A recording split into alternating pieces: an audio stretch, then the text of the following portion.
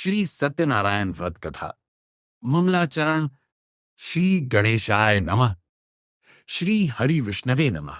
जो सत्य है वही नारायण है। उनकी कृपा से ही यह संसार चलता है। उनकी महिमा अनंत है। प्रथम अध्याय। एक समय नैमिषारण्य में शौनक आदि 88,000 ऋषि एकत्र होकर यज्ञ कर रहे थे। उस समय उन्होंने सूत जी से पूछा, हे सूत जी, कलयुग में मनुष्य दुखी, दरिद्र और पापों में लिप्त हो गया है। ऐसा कौन सा सरल व्रत है जिससे मनुष्य को सुख, शांति और मोक्ष प्राप्त हो? सूत जी बोले, हे मुनियो, आपने बहुत अच्छा प्रश्न किया है। ये प्रश्न पहले नारद जी ने भगवान विष्णु से किया था।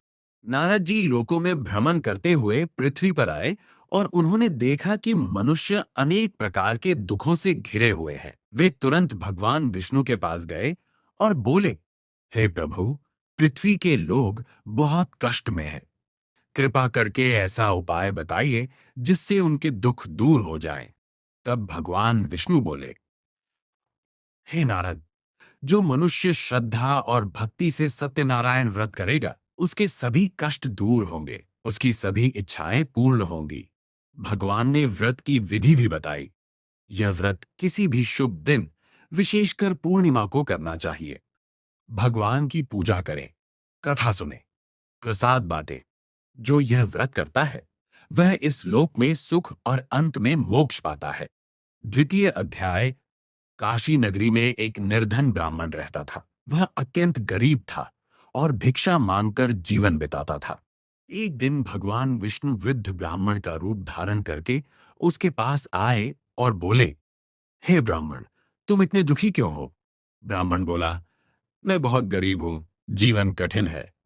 भगवान बोले, तुम सत्यनारायण व्रत करो, तुम्हारी सारी परेशानियां समाप्त हो जाएंगी। ब्राह्मण ने संकल्प लिया कि वह व्रत करेगा। अगले दिन उसे भिक्षा में बहुत धन मिला। उसने प्रसन्न होकर व्रत किया। धीरे धीरे उसका जीवन बदल गया। धन बढ़ा, सुख मिला, जीवन समृद्ध हो गया। तृतीय अध्याय। एक दिन एक लकड़हारा जंगल से लकड़ी लेकर लौट रहा था। वह थका हुआ था और पानी पीने के लिए रुका।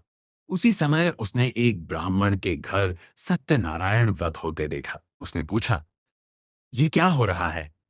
ब्राह्मण ने पूरी कथा और व्रत का महत्व बताया। लकड़हारे ने मन में निश्चय किया, आज लकड़ी बेचकर जो मिलेगा उससे मैं भी ये व्रत करूंगा। उस दिन उसे सामान्य से कई गुना अधिक धन मिला। उसने श्रद्धा से व्रत किया। परिणाम, उसका जीवन बदल गया। वह सुखी और समृद्ध हो गया। चतुर्थ अध्याय।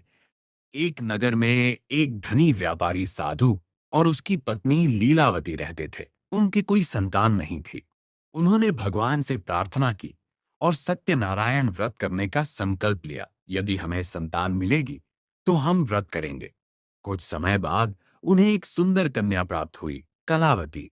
समय बीता गया, लेकिन व्यापारी व्रत करना भूल गया। जब कन्या बड़ी हुई, उसका विवाह कर दिया गया। विवाह के बाद व्यापारी अपने दामाद के साथ व्यापार करने समुद्र यात्रा पर चला गया। वहां एक नगर में राजा के सैनिकों ने उन्हें चोरी के आरोप में पकड़ लिया और जेल में डाल दिया। उधर घर पर लीलावती और कलावती को उनकी भूल याद आई कि उन्होंने व्रत नहीं किया। उन्होंने तुरंत व्रत किया और भगवान से क्षमा मांगी। भगवान की कृपा से राजा को स्वप्न आया। उसने व्यापारी को निर्दोष समझकर छोड़ दिया। उनका धन भी वापस मिला। पंचम अध्याय। जब व्यापारी वापस लौट रहा था, तब भगवान ने उसकी परीक्षा लेने का निश्चय किया। भगवान एक साधु के रूप में प्रकट हुए और पूछा, तुम्हारे जहाज में क्या है?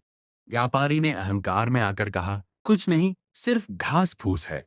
यह असत्य था। तुरंत परिणाम हुआ। जहाज का सारा धन समुद्र में डूब गया। व्यापारी घबरा गया। उसे अपनी गलती का एहसास हुआ। उसने भगवान से प्रार्थना की, हे प्रभु, मुझे क्षमा करे, मैंने असत्य कहा।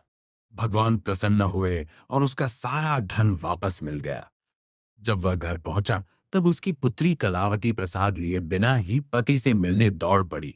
इससे भगवान नाराज हुए और उसके पति अदृश्य हो गए। फिर उसे अपनी गलती का एहसास हुआ। उसने प्रसाद ग्रहण किया और भगवान से क्षमा मांगी। तब उसका पति वापस मिल गया। कथा का गहरा संदेश: सत्य ही भगवान है। व्रत में श्रद्धा जरूरी है।